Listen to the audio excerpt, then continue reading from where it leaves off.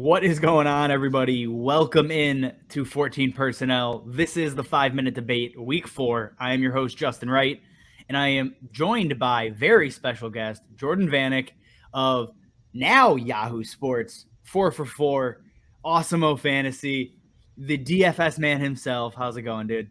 Going great. It's been a crazy year. This past weekend was a fun one. Got to help my best friend out and a few other people that have randomly reached out. It's been a blast so far. Hopefully you're doing as well in DFS too after some of the It's talks we had. exactly, man. No, the insight you gave me, it was in 2 weeks back now, has been extremely helpful, just to say the least, guys. Again, if you're not following him on Twitter, he drops a bunch of great DFS nuggets over there. And then subscribe to 4 for 4. Subscribe to Awesome-O. Get his free articles at Yahoo. There's a lot of good stuff there. So if you're just learning of him now, go get on board today. But today, we got 5-minute debate. Again, I got my timer. We're talking David Montgomery, Antonio Gibson. We're not talking just week 4, though. We're talking rest of season, which is a little bit different, from the 2 previous 5-minute debates so far. But, Jordan, what do you have on Antonio Gibson, and why are you taking him, over David Montgomery for the rest of the year? So for the first point, it's the Bears offensive line. It's just not it's I not get coming it. together. And like Justin Fields is supposed to be the guy that kind of brings in that rushing upside, and it just was disastrous this past weekend. That's like a big discourage for me. Oh, And boy. like Antonio Gibson, his touches have been fluctuating for the way he's running routes and certain things. But right now he's averaging 17 touches a game. He's getting 4 yards a carry, and you can see the upside in just using him as just getting him the ball in space this past weekend. The screen pass that he took for 75 yards. He's dominating the carries. He's still Yeah, battling J.D. McKissick for the passing work, which is I don't just get that. depressing to say the least. But like Antonio Gibson has been a guy that I absolutely love, and I've been a fan of him since his Memphis days, where he's going to get more and more work in the passing game. And with Taylor Heineke, you just got to give him easy throws and just let Antonio Gibson do the rest. Exactly. And I don't disagree. I mean, both of these guys are people I'm looking to acquire just in redraft to begin with. I'm buying Antonio Gibson up everywhere I can. Tried to do it, obviously before the explosion last week on the monster touchdown. But with David Montgomery, for me, he is that offense. He is first, second, third down. He is the guy there. Again, it doesn't seem like they're going to be able to sustain a relevant passing offense, which means a lot of the work has to go through David Montgomery. He's not battling with the J.D. McKissick type, so he's the pass catching back. Even with Damian Williams filling in, Montgomery seeing over 80% of snaps the last 2 weeks. Again, we've seen him with 20 plus opportunities.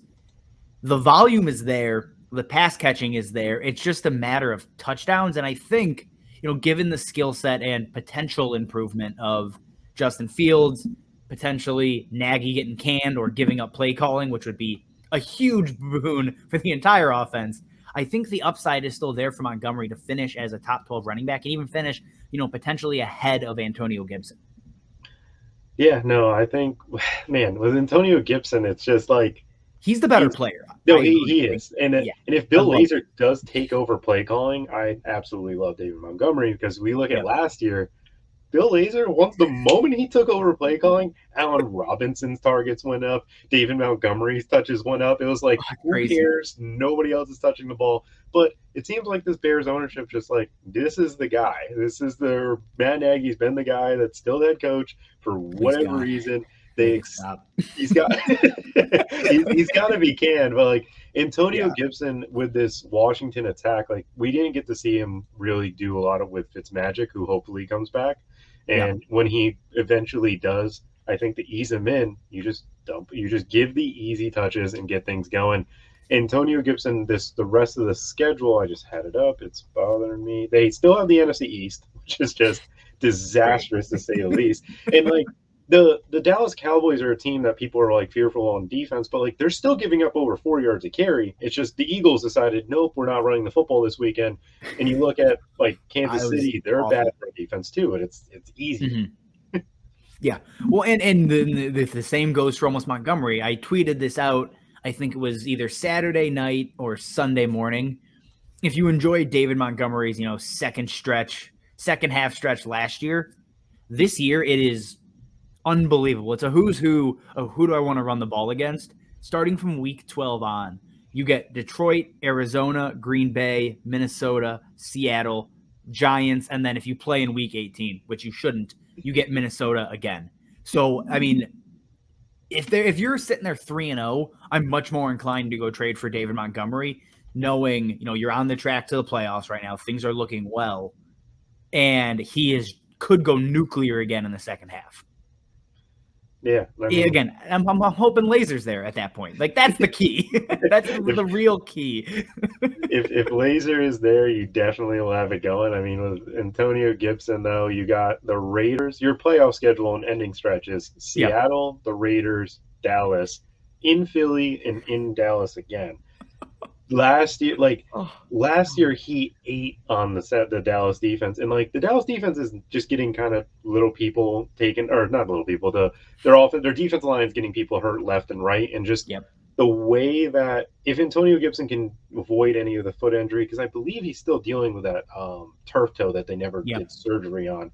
But so far this year, it really hasn't bugged him. And when he gets the football, it's just a matter of them deciding, okay, this is the guy. We're not using J.D. McKissic anymore.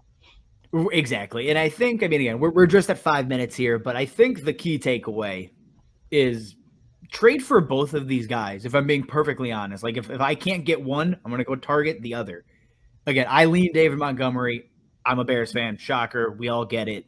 I almost called you Sam. I don't know why or where that came from. Jordan is on Antonio Gibson, guys. All right, Jordan, I appreciate you hopping on, man. Is there anything else you want to let the people know before we kind of wrap up the show here? Make sure, give me a follow on Twitter. I will usually throw out random tweets. Like today, I threw out something about Odell and this Minnesota-Cleveland game because it's something that it's piquing my interest for DFS, and it's going to be a popular one. I like it a lot, man. All right, guys, as always, you can follow me over on Twitter at Justin_14P. You can